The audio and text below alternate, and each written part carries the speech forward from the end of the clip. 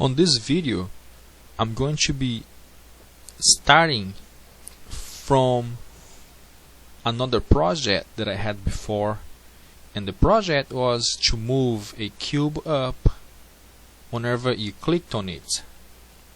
So if you haven't watched that video, go ahead and watch it. I'm going to put the link for the video on the description of this video.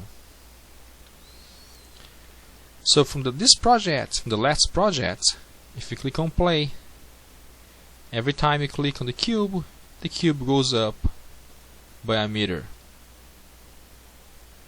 What I want now is to find out the distance between this cube and another cube. So I'm going to add another cube, and I'm going to call this cube 2.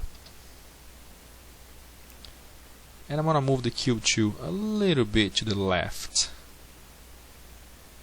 I'm going to open this script by double clicking it,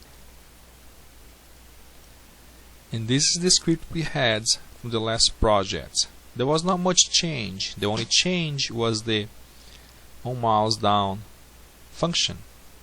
On the update, we're going to create the code to calculate a distance between the two cubes we have in this project. So the first thing to do is to create a public transform object. After you do that, I'm going to check if this object is null. So if object is not null,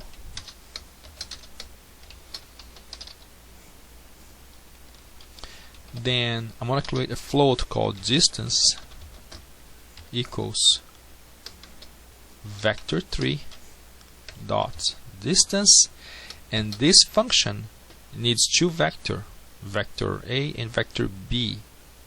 So the first vector we're going to pass is the object that we created here on line 6 dot position, and the second vector we're going to pass is the vector of this class.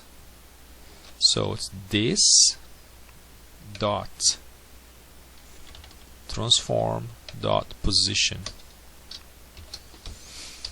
and then I'm just gonna print the distance. Very simple code.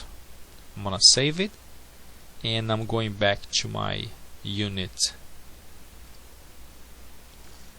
So if I run this program now, nothing's gonna happen. The cube will move, but there is no distance being reported.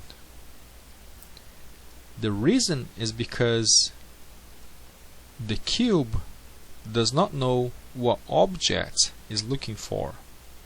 So if I select my cube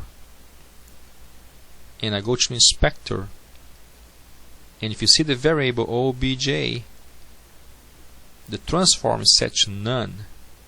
So we're going to add the cube 2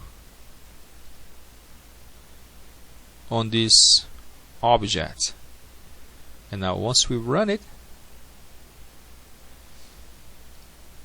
we click it, and if you notice right here on the console, the distance is being reported. And that's all.